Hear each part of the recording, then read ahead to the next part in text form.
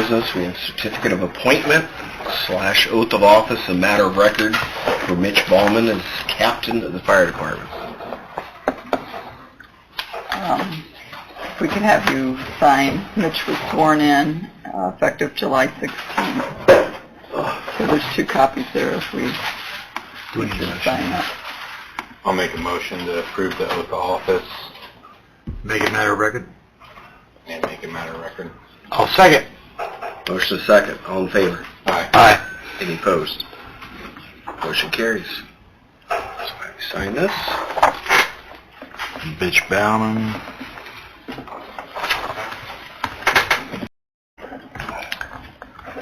Next, we have an interlocal agreement with the county in regards to the Merit Center and Council on Aging. So it's discussion and introduction of the draft of the agreement, and then I have a couple of questions for the board in working on potential revisions. So this, the city, county, merit board, county council, commissioners have been working on coming up with an agreement to have council on aging enter into a long-term lease at the Merit Center as they work toward getting their grant funding toward public transportation for the county.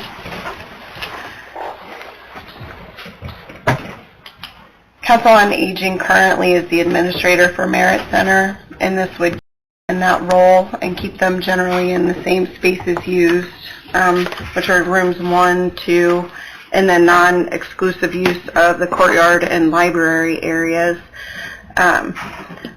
One of the components of this interlocal agreement would be for a survey to be done for about 0.7 acres in the northwest corner of the Merit Center property, which would be surveyed into a different lot and then sold to the county.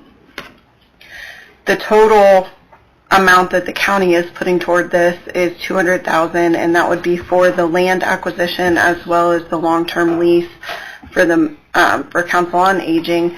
And then the county would use that space on the corner to build a garage for the public transportation vans that would be acquired. In prior meetings, it had been voted and to move forward with pursuing this type of an agreement, and so a draft has been prepared.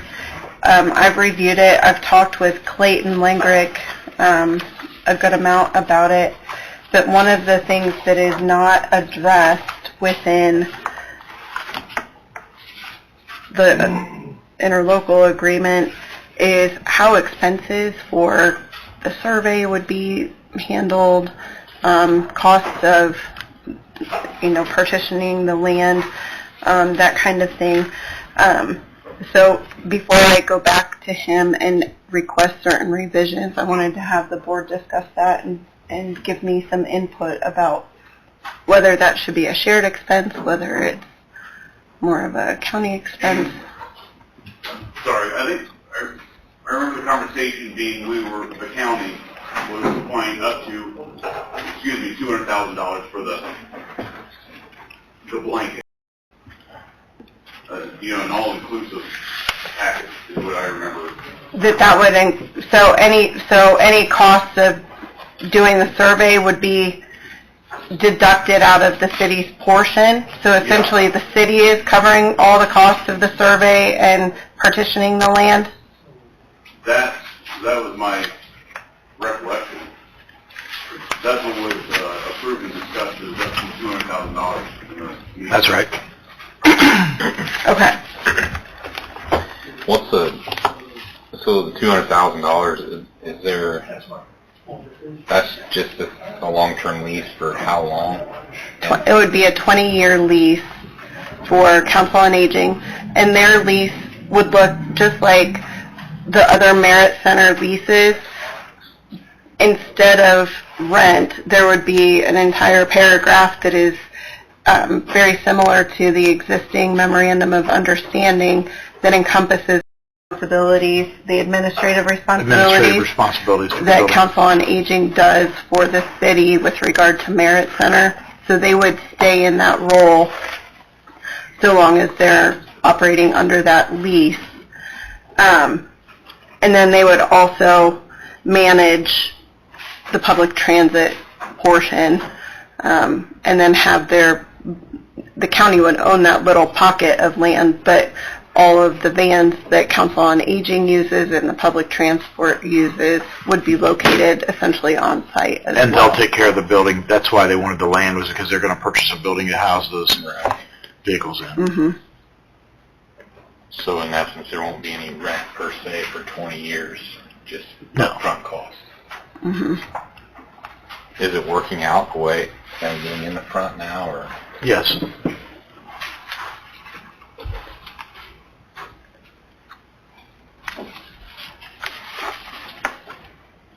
I had several meetings with county commissioners, council, attorneys, the mayor, myself, Wiley, members of the Merit Board, and I think it's a pretty good opportunity for us to utilize them, and it's a good partnership. Do we need to, is this an ordinance? What do we need to do? No, this is discussion of this. So my objective would be to get answers from the board tonight about a couple of questions that are ongoing. One, the current memorandum says that Council on Aging uses rooms 1 and 2. That was in the original description of rooms. In the new map, room 1 is broken out, room 2 is different. There's an 2A and a 2B. Are those meant to be encompassed? Do you know, Craig? Where's that at? In this kind of corner, what they're... We have the whole corner. For their break rooms for their drivers, because they're going to have additional drivers in the future. There's a restroom facility in here too. So in 1 and 2, Yeah. I'm really identifying all of those little pockets of spaces on that map, Tyler, just so you can see. So it is 2A and B. Mm-hmm. Okay, Sorry. that helps. Right on. And then in talking with Clayton Lingrick, there'll be a final draft ready for approval by the city on August 1st, and then a long-term lease for approval and consideration as well. And so the lease will encompass, like I said, the terms of the memorandum of understanding, along with all of the other rights and responsibilities that are set forth in our other Merit Center leases.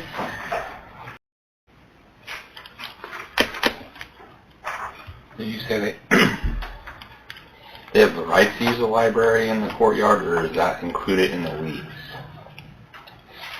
They have the non-exclusive use of those spaces. At this time, they've got an area for bingo and entertaining, and they put a restroom facility in the actual library. They've added to it. They'll take care and maintain the courtyard, which in the beginning we got a bunch of high school kids to help pull weeds and clean it. Well, now it's come back, so they're going to take over maintaining that garden area and making it look respectable. So.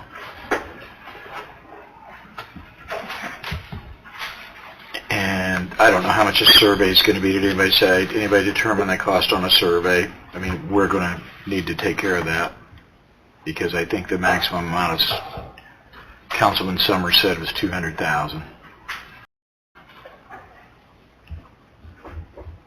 But I can't imagine a survey It being used that to be much. about $750, or I don't Probably. know what they are with inflation. I mean, it might be $1,000 now, but Right, I'm not, off the top of my head, I'm not sure, but I would say under 1,000 for a under acre survey in the city lot. But, okay, that helps on that.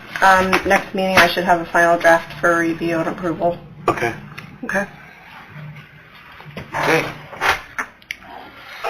Next, we have discussion on address 5494 North Pickway, connection to sanitary sewer.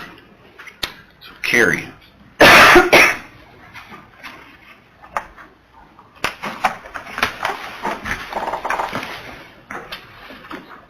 was contacted by a homeowner that's doing some work for the resident at 5494 North Hickory Road, and they would like to connect sanitary sewer, which is a 2-inch force main with the dryers and bakers installed. 2013, is that what we determined in? Yep. So if Josh has looked into it, there is enough capacity in the line to add this home. It's just up to the board to decide whether or not they want to allow the homeowner to connect. And then Ann would also have to review the contract and how much the homeowner would owe the city that would then in turn get paid to the bakers for installing the line. So I will turn it over to Ann. So, and I've had an opportunity to look at the agreement that was entered into between the city and Terry and Nancy Baker and Matt and Nicole Baker. They, along with dryers, initially paid the full expense of the connection, maintained the line for a year, and then it was dedicated to the city. And in exchange for that, any additional that would tie into that line for a period of 10 years afterward would Terry and Nancy Baker, Matt and Nicole Baker would be due a form of reimbursement. Based on the contract, it doesn't spell out a clear formula. Based on the most recent opportunity for a homeowner to tie into that, the cost for reimbursement to Bakers would be $3,250, and then the additional $1,000 sewer maintenance fee or tie-in or tap fee. So, if the board grants that, then as they move forward with the installation and the costs, they would pay to the city the $3,250 for the reimbursement, which would then be redistributed to the Bakers, and then the $1,000 tap fee. Mm-hmm. Do the bakers have to approve that amount, or is that what someone has already paid previously to tap into that line, or? That's what I'm struggling to figure out. So it doesn't have a clean formula within the contract for their amount. It was based on the 2021 costs, and it was probably there is not a formula within the contract. But So there was another homeowner in that area that was being required to connect, and at that time, I believe Tim had all of the paperwork, and $3,250 was the amount that homeowner was to pay to the Bakers for connection. Is this a newer home in that area, or it's an existing with a failing they are septic. failed systems? Mm-hmm. And they've talked with the city. You have talked with Josh. The regional sewer district is aware of it. They've been contacted because of like pump, right? Contacted the regional sewer district. I don't think they have anything in This one. I thought you had said Ben Adams. Yes, just because he's familiar with the line and could Got it. verify that the line has the capacity to add an additional line. Okay. Have you contacted the bakers that own the line, though? I have not, no. It's been dedicated to the city for over 9 years now. Correct. So it's the city's line, which is why I'm before you to see if this homeowner can connect or not. They don't have a right to weigh in whether or not another line would be connected into it. If But, I mean, are we stepping on toes? Like, do they have the right to say what the cost is? I mean, if it's not spelled out? there is nothing in here that gives them a right to determine what the cost would be reimbursement. So, If I remember back in 21 when we were talking about the other home, there were costs that Tim had somehow gotten, and it was determined that this was the number. Was there anything in the minutes that you talked about it? I can go back. I can go back and look. They're still going to pay the city a monthly fee, right, for sewer? Yes, Okay. yes. They would be responsible for paying the sewer rates for an out-of-town Kevin? When does person. that expire, that reimbursement? At the end of this year, in November of '23. So they had to put out a substantial cost to begin with, and they're just now, Correct. they have the ability to recoup some. I believe they've recouped some already. I think there's a few other homes in that area that have. If I remember right, too, I think it may be the cost of the line divided by the number of homes that were potentially able to tie in there. I Like, think that's based on the what- capacity, so if Yeah, if there was 7 homes along that stretch, I think that's how we came up with the number of years ago. If I remember right. And that is, the city has an existing contract that's in effect with a different county resident that fronted the money to install a line, and that's the formula, that's the exact formula that was used. So in addition to that homeowner's line, could handle upwards of 10 additional taps. And based on the cost, to the initial cost to the homeowner divided by the number of additional taps that could tie in, that was a prorated amount that each additional homeowner or property be required to pay within a set time frame. So it was structured very much like this, but that formula is not in this contract. So, I'll make a motion to allow them to tap in. I'll second. Motion is second, all in favor? Aye. Any opposed? Okay. Is that the capacity now for that line? Is that as many homeowners as there? Kevin, is that the max of the capacity, or, I don't know, Joe? Brent said there's plenty of room on that line. But, Right. I didn't get his actual number. He just said there's plenty, there's enough room for many more. Okay. So, But is there more houses along there that will add to it? there's a few that could. Okay. There's probably only, it's just from 550 to Lake Shores. There's about 5,000 to 6,000 along there. And I Okay. think the majority of them have already connected. Okay. They get many houses. Woods, right?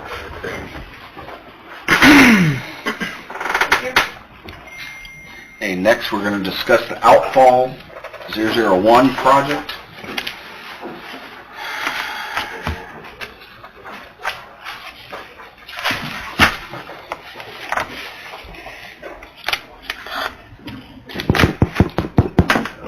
No red light.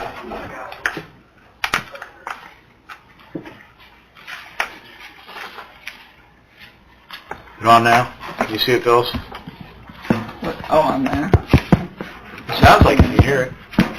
Hello. That was all. Okay. Okay, last meeting, we opened up bids for the replacement of the outfall wastewater plant. We received 2 bids. We are recommending to the board that we reject both bids for that project. Since we received those bids, we were able to review those along with some of the cost of materials and determined that we could possibly do that in-house at a substantial savings. Josh has looked over materials. We have the equipment and know how to do it. So that would be my recommendation to reject both bids. And partially too with our biggest wastewater user, leaving town a couple years ago, has put the wastewater utility in, it's fine, but it's definitely hurt the revenues coming in. It's upwards of $300,000 we're down in revenue since that business closed. So by doing this in-house, we were able to free up the budget for the remainder of the year in case anything comes up in the next 6 months. I don't want to handcuff the utility by doing this product, paying that amount for this project. But yeah, that would be my recommendation, that we both bids, and move forward with looking at doing it in-house. I'll make a motion to take the utilities director's advice. I'll second. Motion is second. All in favor? Aye. Any opposed? Thank you. We'll discuss this again then, council. Yes. I stay up here for the next. We could do that while you're here.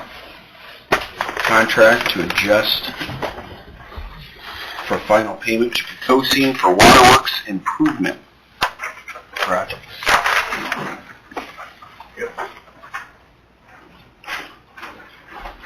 So this is, we've had a few different adjustments to the contract with the Cosine. The original contract were for the 2 new water plants. And then about a year and a half ago, we did a contract adjustment of just over $2 million to run the 20-inch water main from the burned wells as far as we could go. The original I think it was for $2.5 million.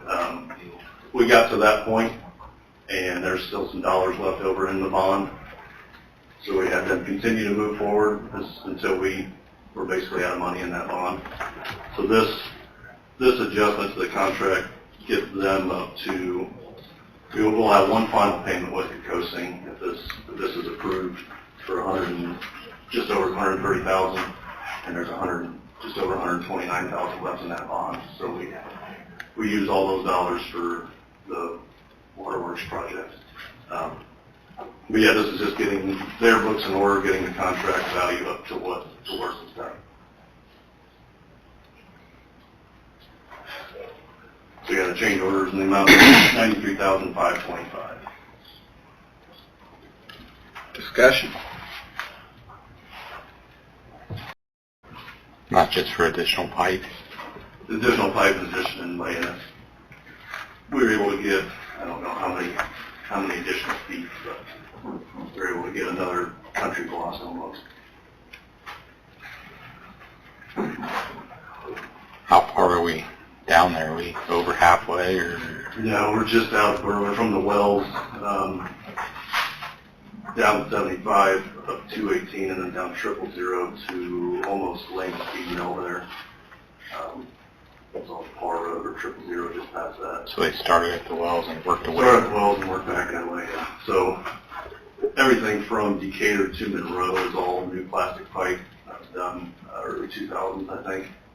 And then so we have new HDPE pipe up till there, and then the goal is to eventually replace the Lane and Feed Mill to Monroe and through.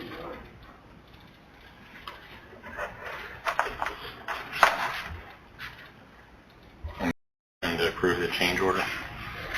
I'll second. Motion second. All in favor? Aye. Any opposed? Hey, Phyllis, do you want me to sign that, or should I wait until Ben gets back? We'll have the mayor sign it. You want to make that part of your motion? To have the mayor sign it? Fine. I'll second. Motion second. All in favor? Aye. Any opposed? Motion passed. Thank you. Next item for Board of Works, we have Kurt and Brad here to talk code enforcement, our violations and procedures.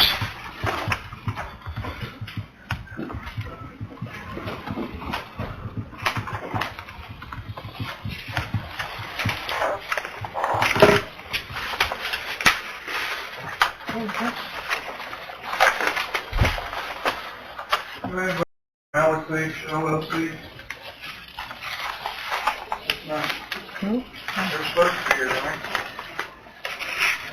Okay. Go ahead, Brad. Full pictures. On 420 and 426, code enforcement visited 1005 Shermeyer Street due to some complaints. First page here on our timeline gives a description of the first 6 pictures. If you look at these pictures, if you look at the ridge line on the house, Brad, find a bigger picture. Sure. Get off the timeline, go to the regular picture. that ridge line is really sagging, and it's causing the exterior walls to start to blow out. We've been dealing with this house for the last 2 years. It was owned by a gentleman by the last name of Hart. He passed away, and it went to his nephew, and his nephew has been trying to get out from underneath. Finally, here not too long ago, it did sell to an Alex H. LLC company. We've been in contact with them. Like I said, they were supposed to be here tonight. On 4/26, we took another series of pictures, and once again, it shows the roof line sagging pretty good. The second picture shows where the wall on the front of the home is starting to protrude out because the roof is coming down. We also noticed there's some holes in the foundation. Neighbors have complained that they've seen rodents, groundhogs, coons, and everything else going in and out from underneath the house.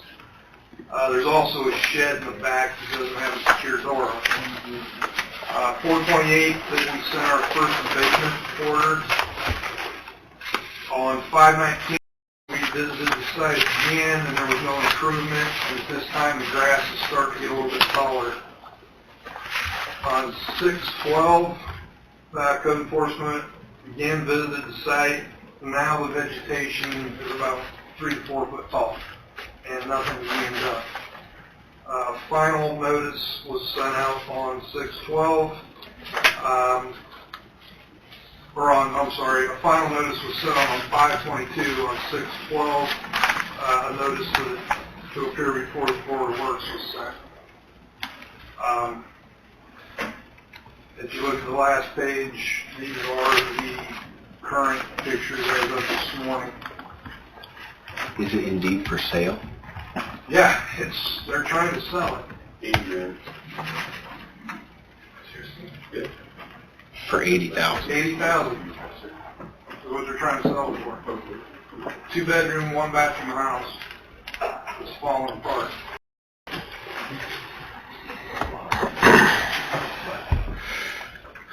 I would like to start condemnation procedure.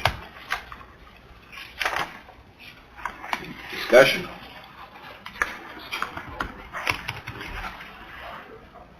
I'd say go for it.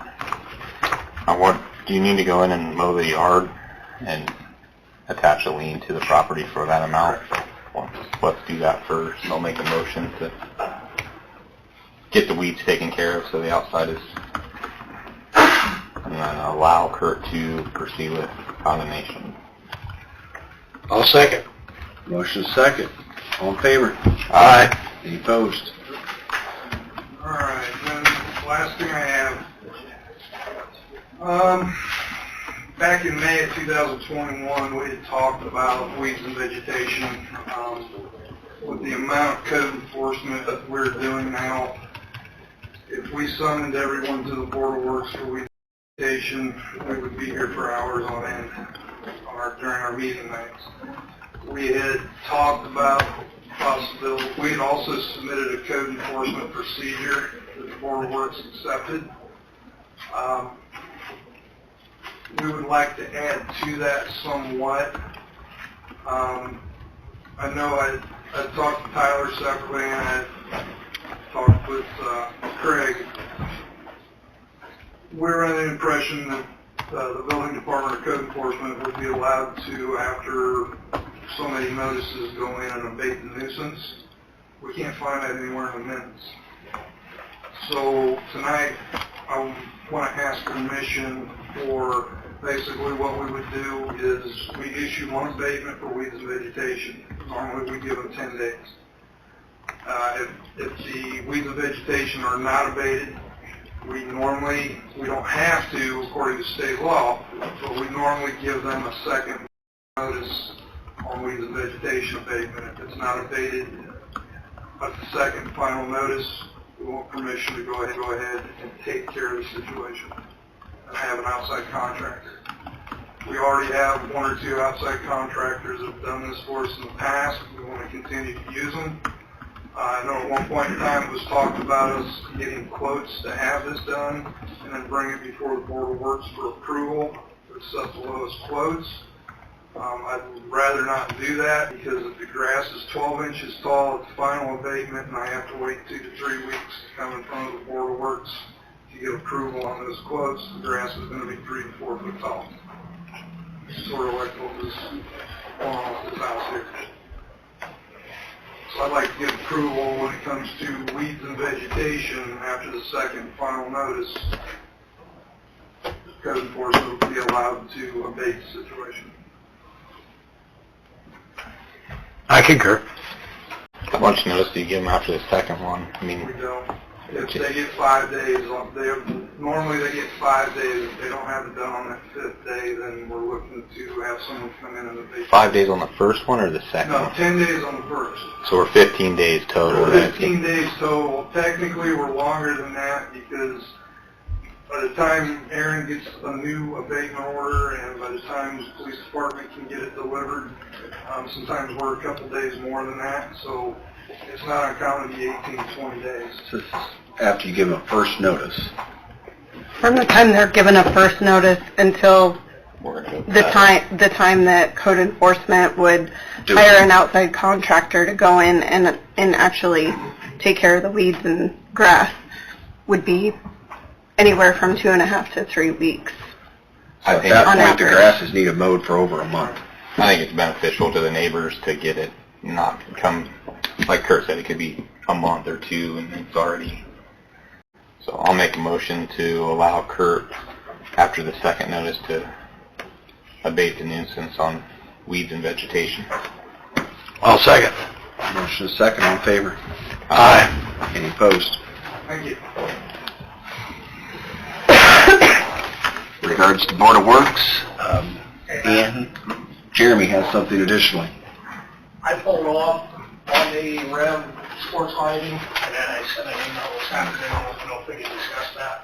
Okay, is that in this meeting? Before you adjourn. Okay, well, I think we're there. So while you're up, Okay.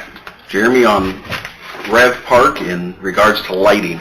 Okay, about probably 60 days ago, we received I'm going to call it an anonymous donation at this point, until that person makes a formal press release, whatever they're going to do, for $125,000 to put towards lighting one field at the Red Sports Complex. We went back and forth several times with Musco Lighting, which is a big field lighting company. It's who we chose 5 or 6 years ago to use as we were building the park, due to some of the equipment that needed to go in while we were building. As in anything else, you can buy a Cadillac or you can buy a Chevy. You can buy a Chevette. When we started looking at this, the company was pushing us more towards the Cadillac version, which price kept increasing and increasing and increasing. We got to the point that, we were $175,000, $180,000 easy all day long per field. Spoke with the park board. Added on the agenda with you folks to discuss tonight on the park board paying the balance. And I went back and forth with Musco to determine if there was any other option. Let's take the frills out of this. This cost is getting out of hand per field. So today they came back with $125,000 to light the first field. That is all the equipment and what's called poles in the air insulation. It's their Musco will send a company around with a crane and such to put the light poles together, stand the poles up, get everything ready for an electrical contract. And we have spoken with a couple local electrical contractors that would like to be involved in this. You're not looking at a whole lot of money on their end to wire and assist us in hooking these up. So at this point, I've sent the quote and stuff to all of your emails this afternoon. I would like permission to spend a $125,000 donation to get the equipment ordered. It will probably be up to 10 weeks before we would ever see the equipment, and it will be due at that point. I guess, question, big picture in this lighting. In an optimal world, you'd light 6 fields. Can you light the center one in this group of 3 and the center one in this group of 3? Or is that not enough? They have, the donor is specifically asking for a certain field. A specific field to be lit? Yes. Okay. Now there is an option there that helps to light the second field. If you have a cluster of 3, you have one field here, say you light this field, and this field, the second field, what they have is, it's an adder option. It's for lighting that would go on the shared pole of field 1 and field 3. That would light the infield plus some on field 2. The same thing if you would ever light field 3, you would add that same adder option, which is about $12,000. And it would do the same. A lot of communities do that to reduce the cost of the overall cost of the lighting, because the little guys, the little girls that probably don't hit the ball out into the grass so much, could use that field, you know, in the overcast evenings and a little bit later on in the season and at night and stuff. So there are some options there. But this, Before we get too far into this, I would at least like to be able to do the first field and get some things worked out. Just knowing that there will be a little bit of cost on our end for some wire and stuff whenever that time comes, working it out with the local contractor. I noticed in the email there's an additional $7,000. What's that for? I don't want to do that $7,000. They put that back in. That's one of the things that we took out. That's for monitoring, to where that company can monitor that light system from their headquarters and tell you when there's something going wrong or such. You can turn it on or off from your home, from your cell phone. We don't need any of that. Okay. That's more of taking it out of the Cadillac and bringing it back down to a Chevy. Like, how you do that.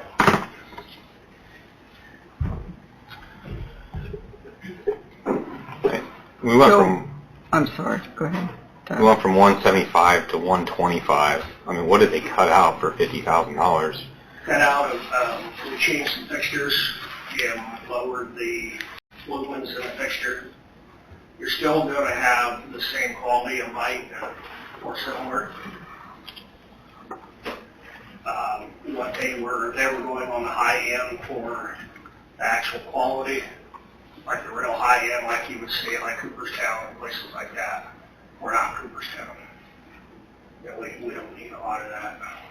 So they reduced those. There's 3 different lighting sizes for that field, and now there are 2. And they've lowered the top one and the bottom one just a little bit to bring it back within our budget. So how much was the additional, Jeremy, that is beyond the 125? How much would it be? Yeah, what's the additional? If you would do the adder, that's like $12,000. And then material would be about $6,000 to $8,000. And this would be purchased on your Sourcewell if you choose to do it, which is the state bid. so your recommendation is to do the 125 plus the adder. Not the one on the quote, though. Like the Not the one, $7,000. No. the one that lights, He sent me the a component second that one lights. a while ago, right before the meeting started. You'd mentioned in a previous email that you had funds in. So the donated amount is from a donor, so that's in the park donation, and then the additional you want to pay from the park improvements on the CDIT fund, correct? But right now, the additional is just the amount to wire, correct? Or are you asking for, The adder, backside fixtures for pole 1A, field 2 is 12,000, it's not 14. Or You it's said 14,000, not close. Okay. So take the 125 from the donor, the 14 from park improvement, and then that's 7,000 or 8,000, whenever that time comes, Okay. for the wire So the most would be 22,000 and additional? yeah, instead of the Okay. 54 that we were at last week. Okay. And that'll light 2 fields. That will start lighting the second field. You will not get the second field lit until you light field 3. Totally. Because if you put the adder on 1, the adder for 1 will light part of field 2. We're not doing anything with field 3, and that's when your adder for field 3 gets thrown on for field 2. Follow me? Now I do. So you do 2 lights to light 3 fields. Well, it technically, would have been nice to light the middle field. That's what it is. yeah.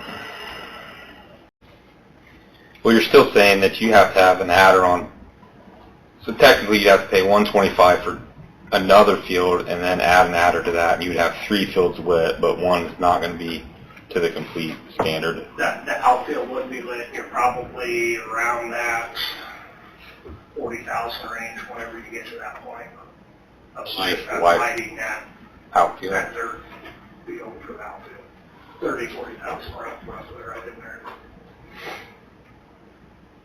And just keep in mind, this is outside of the GoFundMe project that the baseball league had started. This was a separate donation that came out about 60 days ago.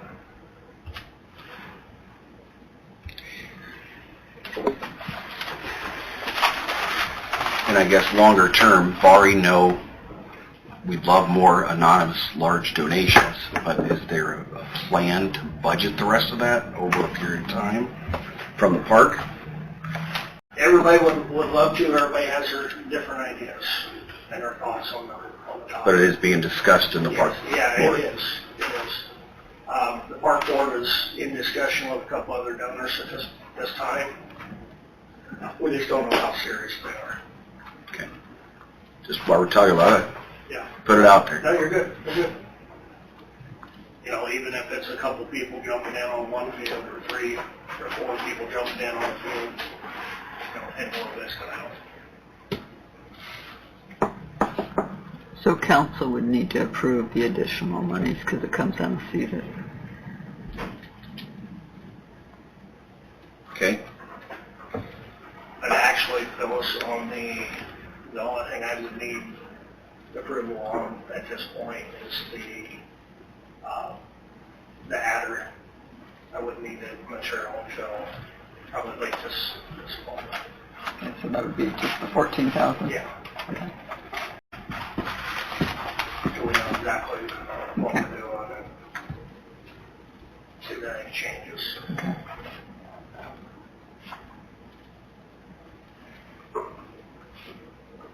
Your thoughts, Greg? Well,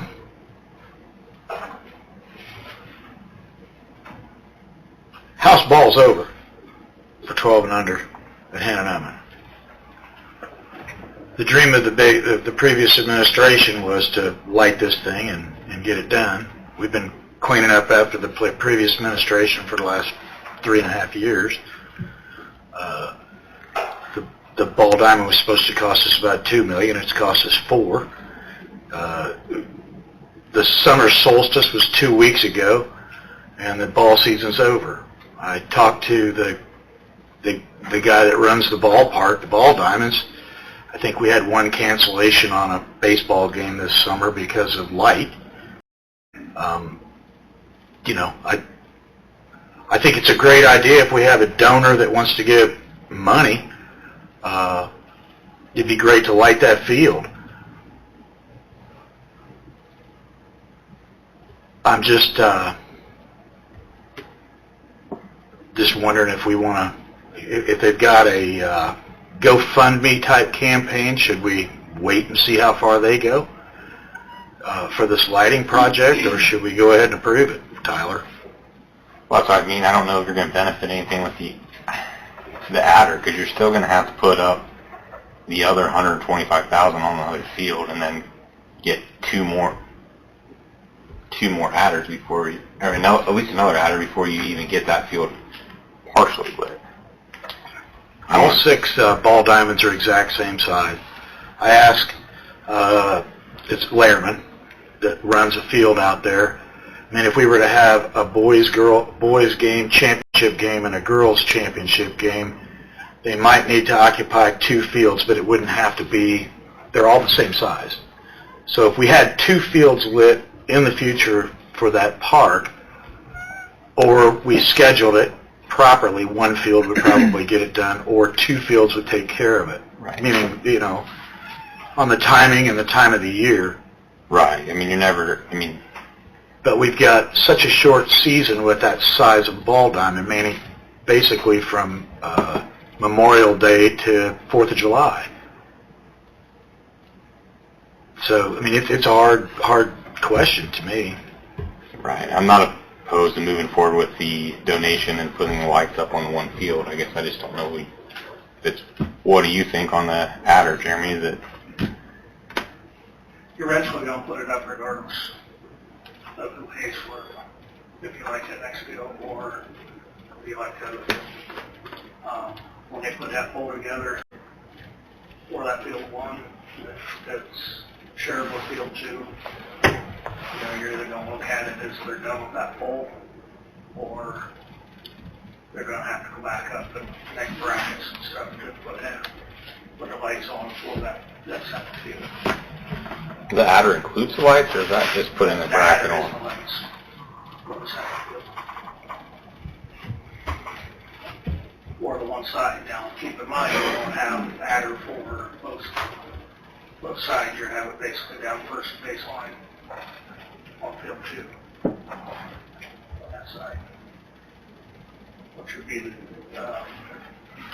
artificials.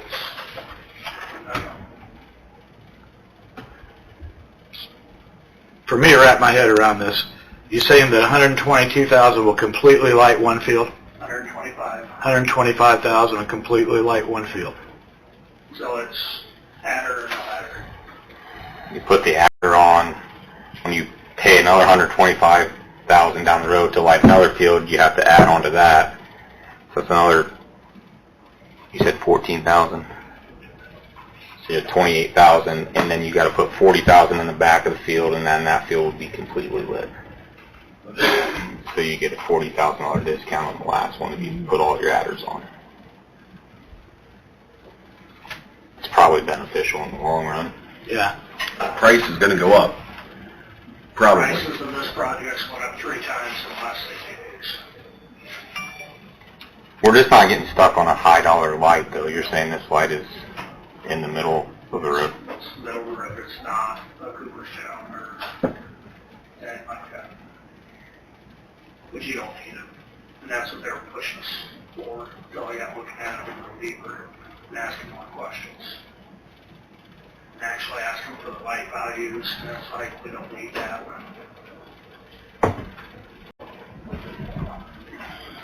Is that a council decision to add the adder to? It would be if he wants to use the park improvement money from the CIT fund, because that's CIT, or the council approved that budget, But it would come as a recommendation from Boardworks. to approve the quote, yeah. And, yeah, Board of Works would approve it, subject to council approval for the adder portion. You say you have the funds available in the parks? I'll make a motion and move forward with the lighting of 1 field with the donor's money and the additional adder for 1 section of light. All right, I'll second. Motion is second. All in favor? Aye. Any opposed? Okay. Let me ask you this, Jeremy. Can I ask you this, please? obviously, without giving too much, this field's not in the middle. When these donors donated these fields, did they pick their field that they donated? Yeah. Or would it be an option to ask a donor to, like, change the banner from one field to the other so the lighting would be less? Is that not an option? This donor gave more than the rest for this particular field. For the location? All right, that's all I need to know. Okay.